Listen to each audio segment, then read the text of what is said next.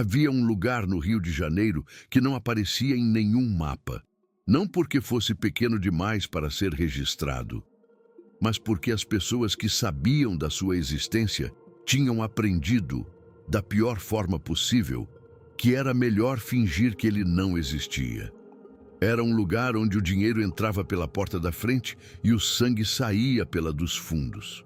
E numa noite de setembro de 1975, Lúcio Flávio recebeu um recado claro, direto, sem margem para dúvida. Não entre naquele lugar. Ele agradeceu o aviso, dobrou o papel, guardou no bolso e entrou mesmo assim. Antes de entender o que aconteceu dentro daquelas paredes, é preciso entender o que estava acontecendo do lado de fora.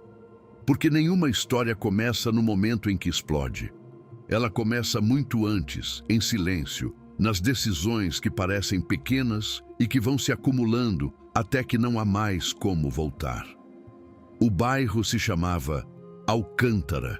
Não o Alcântara Nobre, não o Alcântara dos cartões postais. Era o Alcântara das ruas sem nome, das vielas que dobravam sobre si mesmas, dos cortiços onde 6 famílias dividiam um único banheiro.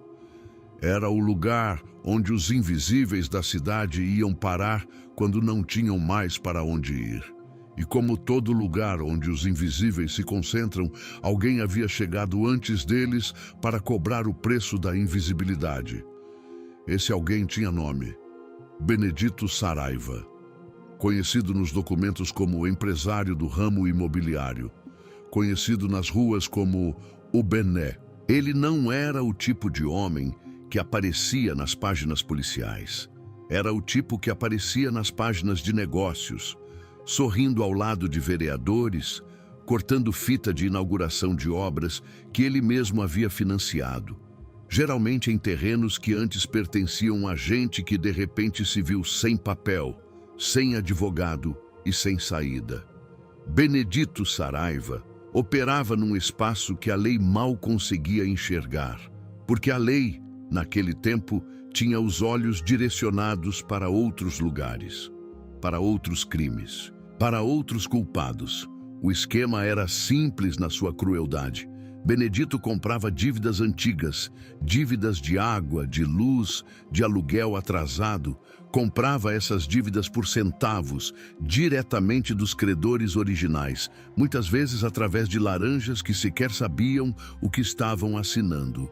Depois, com esses papéis na mão, ele aparecia nas portas das casas, não com ameaças explícitas, com sorrisos, com propostas. Ele dizia que entendia a situação difícil das famílias, dizia que não queria causar problemas. E então apresentava o número, um valor absurdo, inflado por juros que ele mesmo havia calculado, por taxas que ele mesmo havia inventado, por cobranças que não existiam em nenhum contrato original, mas que estavam agora misteriosamente em documentos que pareciam oficiais, o suficiente para assustar quem nunca havia pisado num cartório. Quem não pagava recebia uma segunda visita, dessa vez sem o sorriso. Dessa vez com 2 homens à porta que não diziam nada, que só ficavam ali parados, olhando. E depois de 2 ou 3 dessas visitas, a família começava a entender que a melhor saída era assinar o que fosse preciso assinar e sair dali antes que algo pior acontecesse. Ninguém sabia ao certo quantas famílias haviam sido despejadas por Benedito Saraiva naquele ano. Os números não existiam oficialmente porque os despejos raramente chegavam à delegacia. As pessoas que perdiam suas casas não tinham condições de contratar um advogado. Não tinham acesso às ruas onde os jornais eram escritos. Não tinham voz em lugar nenhum que importasse. Elas simplesmente desapareciam do mapa, como o lugar onde Lúcio Flávio iria entrar mais tarde. Uma delas era Dona Zilda, 62 anos, viúva. Havia morado 41 anos no mesmo imóvel, num sobrado de paredes amarelas na Rua das Pedras, no coração de Alcântara. Seu marido havia construído aquelas paredes com as próprias mãos, tijolo por tijolo, nos fins de semana, antes de morrer de infarto aos 54 anos. Ela havia criado 3 filhos ali dentro, havia enterrado a mãe dali, havia passado 41 invernos e 41 verões, olhando pela mesma janela para o mesmo pedaço de rua. Aquilo não era uma propriedade para ela, era sua biografia. Em março de 1975, ela recebeu a visita de um homem chamado Geraldo, representante de uma empresa chamada Consolidações Reunidas, que ela nunca havia ouvido falar. Geraldo era gentil, parecia preocupado com ela. Explicou que havia uma pendência referente a um débito de IPTU de 1968, um imposto que ela jurava ter pago, mas cujo recibo ela não conseguia mais encontrar. A dívida, segundo os papéis de Geraldo, havia crescido ao longo dos anos e agora somava um valor que equivalia a mais de 2 anos do salário mínimo da época. Ela não tinha esse dinheiro e Geraldo sabia disso antes de bater na porta. O processo seguiu o roteiro que Benedito havia aperfeiçoado ao longo de anos. A cada semana, uma nova visita. A cada visita, um novo papel. A cada papel, um número maior. E junto com os papéis, as visitas dos 2 homens silenciosos. Num sábado à tarde, alguém jogou uma pedra na janela. Numa segunda-feira de manhã, o portão estava arranhado com algo metálico. Eram mensagens. Ela entendia as mensagens. Em junho, Dona Zilda cedeu.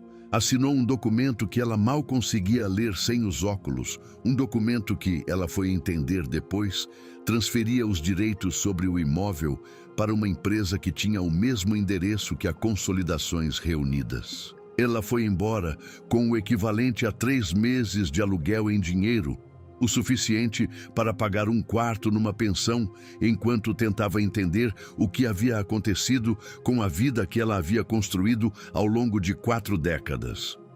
Mas Dona Zilda tinha um filho. Seu filho mais velho chamava-se Roberto, e Roberto, diferente da mãe, não era do tipo que aceitava as coisas em silêncio. Roberto tinha 28 anos, trabalhava como mecânico.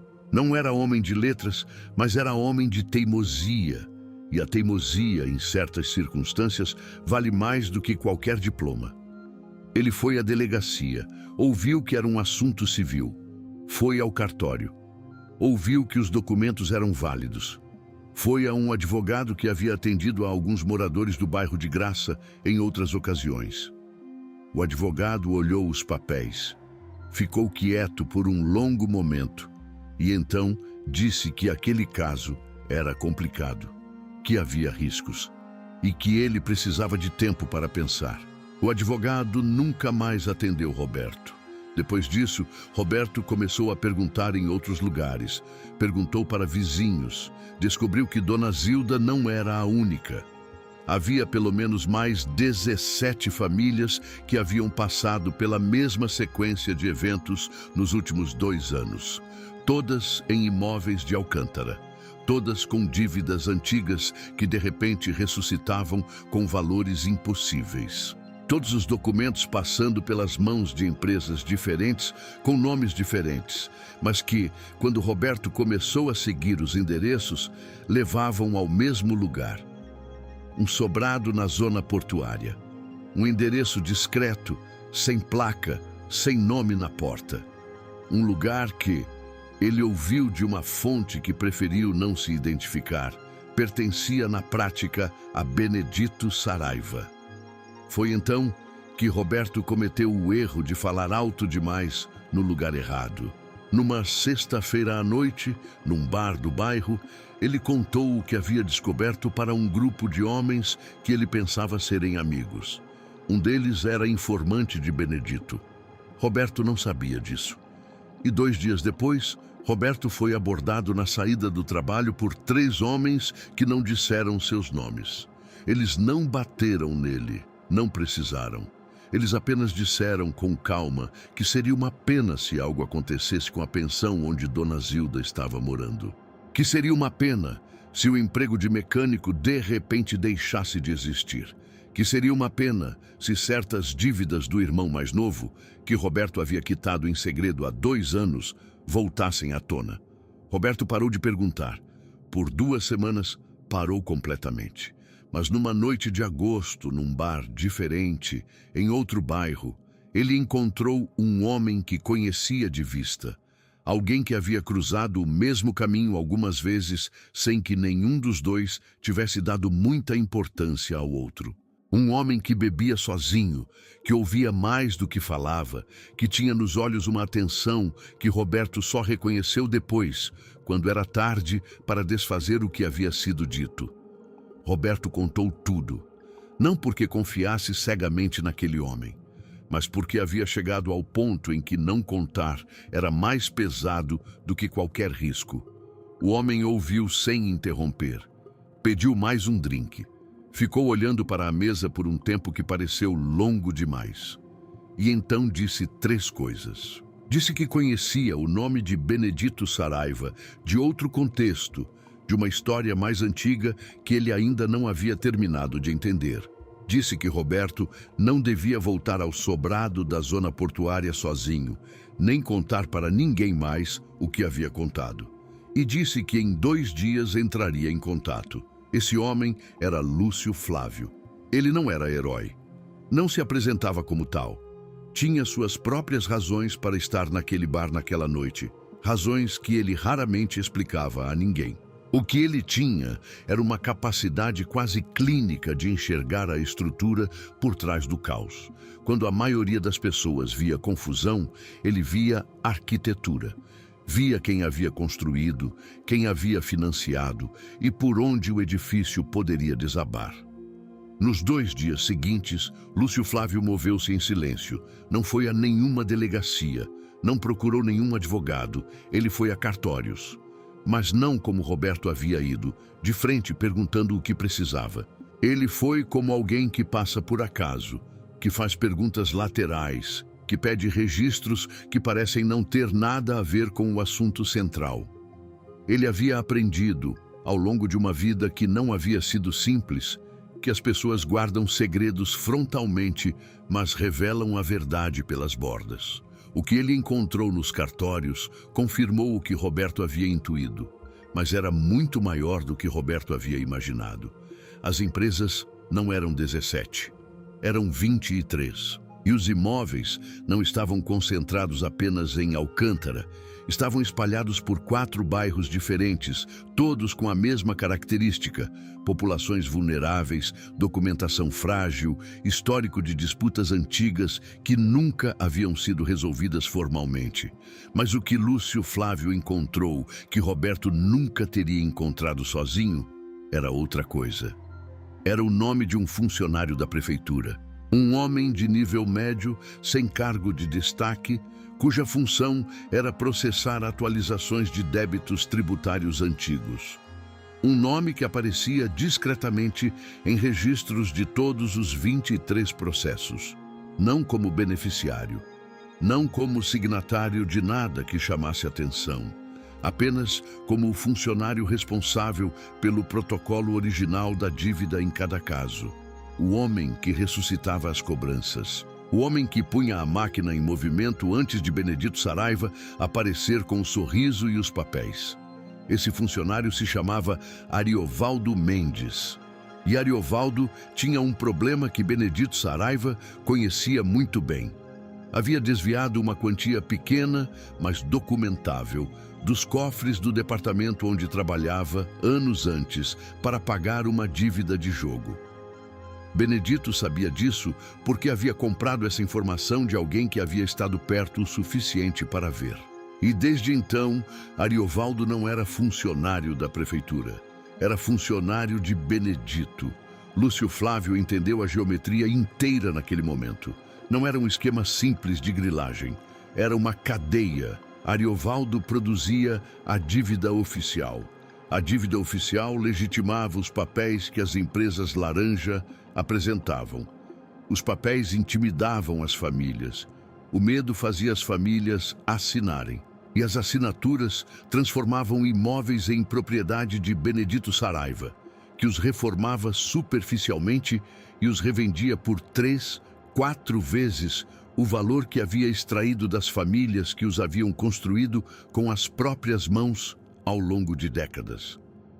Era elegante na sua monstruosidade, era invisível porque usava a burocracia como arma, usava a legalidade como cobertura e funcionava porque as vítimas não tinham como distinguir o papel forjado do papel legítimo quando ambos tinham o mesmo carimbo, o mesmo papel timbrado, o mesmo ar de autoridade que faz as pessoas assinarem coisas que não deveriam assinar. No terceiro dia, Lúcio Flávio foi ao lugar que lhe haviam dito para não entrar. O aviso havia chegado através de um contato comum, um homem que circulava entre mundos diferentes e que às vezes funcionava como canal de recados entre pessoas que não podiam se falar diretamente. O recado era simples. Benedito Saraiva sabia que alguém estava mexendo nos registros, sabia o suficiente para saber que não era Roberto, e havia deixado claro que o sobrado da zona portuária não era lugar para curiosos. Lúcio Flávio não era curioso, era cirúrgico, e havia uma diferença importante. O sobrado tinha 2 andares. Térreo era onde ficavam os escritórios das empresas laranja, salas com mesas, arquivos, uma secretária que não sabia de nada além do que precisava saber para atender o telefone. O segundo andar era onde Benedito Saraiva recebia quem ele queria receber. E havia um porão que constava nos registros como depósito, mas que, na prática, era onde os documentos originais ficavam guardados. Os documentos reais, os documentos que mostravam o que estava por baixo de tudo. Lúcio Flávio não invadiu o lugar, não arrombou nada. Entrou como alguém que havia marcado uma reunião com uma das empresas sobre um imóvel que ele declarou estar interessado em adquirir. Era uma história simples o suficiente para ser verificável superficialmente e complexa o suficiente para comprar tempo. Enquanto esperava no térreo, leu as salas, leu os arquivos que estavam à vista, leu o rosto da secretária quando ele mencionou casualmente o nome de Ariovaldo Mendes. Ela piscou rápido demais. Aquilo era suficiente. Ele não precisava do porão, já tinha o suficiente. O que Lúcio Flávio havia entendido, ao longo de anos vivendo nos espaços entre a lei e a sombra, era que os esquemas como o de Benedito não caem pela força, caem pelo ponto de ruptura. Todo sistema que usa o medo como combustível tem um nó central, uma peça que, se retirada, faz o resto desabar. E o nó de Benedito Saraiva chamava-se Ariovaldo Mendes. Não porque Ariovaldo fosse o elo mais fraco na cadeia, mas porque Ariovaldo era o elo que Benedito achava ser o mais seguro. Havia anos mantendo aquele homem sob controle através de uma ameaça que nunca precisou ser executada. Mas o que Benedito não havia calculado era que o medo, quando mantido por tempo demais sobre uma pessoa, deixa de ser controle e passa a ser uma ferida que a pessoa carrega. E feridas, eventualmente, infeccionam. Lúcio Flávio encontrou Ariovaldo Mendes numa tarde de semana, longe do trabalho, num parque onde o funcionário costumava almoçar sozinho. Não houve dramatismo, não houve ameaça. Houve uma conversa que começou como se fossem 2 desconhecidos dividindo um banco. Lúcio Flávio foi direto. Disse que sabia do desvio de 1969. Disse que sabia da relação com Benedito. E disse que não havia ido ali para destruir Ariovaldo. Havia ido porque precisava entender se Ariovaldo havia escolhido ser o que era, ou se havia sido capturado e nunca havia encontrado saída. Ariovaldo ficou branco. Ficou em silêncio por um tempo que pareceu não ter fim. E então, lentamente, começou a falar. Não porque Lúcio Flávio fosse persuasivo, mas porque havia 6 anos que Ariovaldo não conversava com ninguém sobre aquilo. E o peso de 6 anos de silêncio é uma coisa que dissolve qualquer resistência quando aparece alguém que demonstra já saber. O que Ariovaldo revelou foi além do que Lúcio Flávio havia mapeado. Havia mais 2 funcionários em outros departamentos, ambos capturados pelo mesmo mecanismo de chantagem.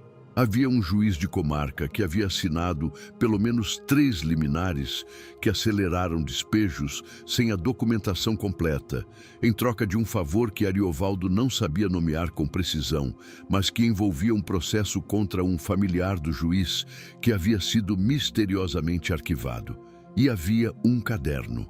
Um caderno que Benedito Saraiva mantinha num cofre no 2º andar do sobrado, onde registrava cada transação, cada nome, cada valor, cada acordo. Um caderno que ele mantinha não por descuido, mas por necessidade, porque a máquina era complexa demais para ser mantida apenas na memória. Ariovaldo sabia da existência do caderno, porque havia sido mostrado a ele uma vez, brevemente, como demonstração de poder. Como um lembrete de que Benedito controlava não apenas o presente, mas o registro do passado. Lúcio Flávio ouviu tudo. Agradeceu. E antes de se levantar do banco, disse uma última coisa para Ariovaldo. Disse que havia 2 caminhos. No primeiro, Ariovaldo continuava onde estava, esperando que alguém mais virasse a pedra antes dele. No segundo, Ariovaldo escrevia. Escrevia tudo o que havia feito, tudo o que havia visto, tudo o que sabia, num documento que não seria entregue à polícia, não diretamente, não da forma que Ariovaldo temia. Seria entregue a um jornalista, um específico, um que Lúcio Flávio conhecia há anos e que tinha a disciplina rara de publicar somente quando o conjunto de provas era irrefutável. Ariovaldo olhou para ele. Perguntou o que aconteceria com ele depois. Lúcio Flávio disse a verdade. Não sabia. Disse que havia consequências para qualquer escolha, que isso era certo, mas que havia consequências que a pessoa carregava por fora e consequências que a pessoa carregava por dentro, e que essas eram as mais pesadas. 3 dias depois, Ariovaldo entregou um envelope. O jornalista chamava-se Hélio Drummond. Tinha 41 anos, trabalhava num jornal de circulação média que não era o mais lido da cidade, mas que tinha uma reputação sólida de não ser comprado facilmente. Hélio e Lúcio Flávio tinham uma relação antiga, baseada em trocas de informação que haviam acontecido ao longo dos anos, sem que nenhum dos dois precisasse formalizar os termos. Era o tipo de relação que existe em cidades grandes entre pessoas que operam em margens diferentes do mesmo mundo e que eventualmente descobrem que os seus interesses se sobrepõem. Hélio pegou o envelope, leu o documento de Ariovaldo, ficou em silêncio. Depois pediu 48 horas para verificar cada nome, cada data, cada endereço. Lúcio Flávio disse que teria as 48 horas, mas não mais do que isso. O que Hélio publicou num domingo de manhã de setembro de 1975 não foi uma reportagem, foi uma arquitetura.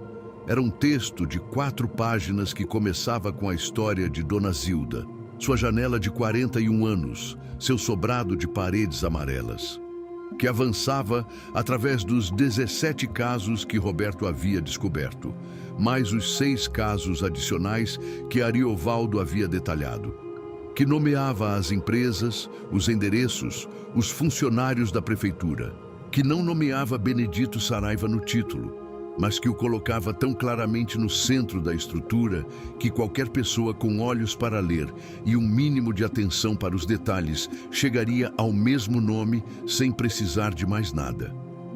Hélio não nomeou o juiz. Havia provas suficientes para sugeri-lo, mas não suficientes para resistir a um processo por difamação. E Hélio era o tipo de jornalista que sabia a diferença entre o que era verdadeiro e o que era publicável. Mas deixou uma frase no final do texto que era, para quem conhecia o ambiente, uma acusação tão clara quanto qualquer nome impresso.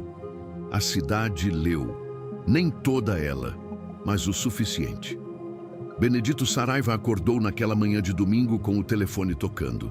Eram advogados, eram sócios, Era gente que havia dormido tranquila por anos, porque ninguém havia conseguido juntar os pedaços da forma que Hélio havia juntado. Benedito era o tipo de homem que havia atravessado muitas tormentas por ser precavido. Mas a precaução que havia funcionado contra tudo até então não havia funcionado contra uma combinação que ele não havia previsto. A teimosia de um filho que amava a mãe, a curiosidade de um homem que havia entrado onde não devia entrar e a exaustão de um funcionário que havia carregado o peso de 6 anos de silêncio e que finalmente havia encontrado alguém que lhe ofereceu a pergunta certa no momento certo. O caderno nunca foi encontrado. Benedito o destruiu antes que qualquer mandado de busca pudesse ser emitido. Mas a reportagem de Hélio havia criado um problema que o caderno não poderia resolver de qualquer forma. Havia criado atenção. E atenção, para operações como a de Benedito, era o que a luz do sol é para certos organismos que vivem na escuridão. Não mata diretamente, mas torna a sobrevivência impossível. O Ministério Público abriu uma investigação em outubro. Ariovaldo foi afastado preventivamente do cargo. Mas o documento que havia entregue, combinado com o testemunho dos outros 2 funcionários que Ariovaldo havia nomeado e que, vendo o que havia acontecido, decidiram que era hora de falar, tornou-se a base de uma série de processos que se estenderiam pelos 3 anos seguintes. Benedito Saraiva não foi preso naquele outubro. Os processos levaram tempo. A lei, quando move contra pessoas com recursos, move devagar. Mas as empresas foram fechadas, uma por uma. Os imóveis que ainda estavam em disputa foram congelados judicialmente. E 21 das famílias que haviam sido despejadas receberam, eventualmente, alguma forma de indenização ou reintegração. Não todas, não da forma que deveriam, mas o suficiente para que aquelas histórias não terminassem completamente no vazio. Dona Zilda não voltou para o sobrado de paredes amarelas. O sobrado havia sido vendido a um terceiro durante o processo, e as disputas jurídicas em torno da propriedade se prolongariam por anos além do que ela tinha disposição para acompanhar. Ela ficou na pensão, mas ficou sabendo, pela leitura que seu filho Roberto fez da reportagem em voz alta, numa tarde de setembro, que aquilo que havia acontecido com ela tinha nome agora. Tinha testemunhas, tinha um registro que existia no mundo e que não poderia ser simplesmente desfeito. Roberto nunca perguntou quem havia ajudado. Lúcio Flávio nunca explicou. Havia uma compreensão tácita entre eles de que certas histórias são mais úteis quando não são contadas completamente. Algumas verdades funcionam melhor como sombra do que como luz direta. Quanto a Benedito Saraiva, ele passou os 3 anos seguintes num combate jurídico que consumiu boa parte dos recursos que havia acumulado ao longo de anos de operação meticulosa. Não foi destruído da forma que suas vítimas talvez desejassem, mas foi reduzido à condição de homem que já não podia aparecer em certos lugares sem que os rostos se voltassem para ele com um reconhecimento que não era admiração. E havia algo que Benedito nunca soube, algo que Lúcio Flávio sabia e que constituía para ele a parte mais importante de tudo. O aviso que havia sido enviado antes daquela tarde em que ele entrou no sobrado da zona portuária tinha sido uma avaliação de risco genuína. Benedito havia avaliado corretamente que alguém estava se aproximando demais. Havia avaliado corretamente que aquela pessoa precisava ser detida. O que ele havia avaliado errado era o tipo de pessoa que estava lidando. Havia pessoas que recebem avisos e recuam. E havia pessoas que recebem avisos e entendem que o aviso é, em si mesmo, uma informação. Que se alguém se deu ao trabalho de mandar dizer para você não entrar em algum lugar, é porque o que está naquele lugar é exatamente o que você estava procurando. Lúcio Flávio guardou o papel do aviso no bolso e entrou. Essa é a natureza das histórias que o tempo tende a engolir. Elas não terminam com trovoadas. Não terminam com heróis aclamados, nem com vilões destruídos em praça pública. Terminam em papéis de cartório, em processos que se arrastam, em famílias que recomeçam em quartos de pensão, em jornalistas que seguem em frente para o próximo texto, em homens que continuam se movendo entre mundos sem precisar de reconhecimento. O que fica é a evidência, o registro, a prova de que aquilo aconteceu e que alguém, em algum momento, recusou-se a olhar para o outro lado. Às vezes, isso é suficiente. E se você chegou até aqui, você já sabe que existem histórias como essa em cada esquina de cada cidade. Histórias que ninguém contou, nomes que ninguém pronunciou em voz alta. Mecanismos que funcionaram por anos na sombra porque ninguém parou para seguir os fios até o nó central. No próximo episódio deste canal, vamos abrir mais uma dessas caixas. Uma história que também ficou enterrada tempo demais. Uma que, quando você ouvir, vai querer saber por que nunca chegou até você antes. Não perca!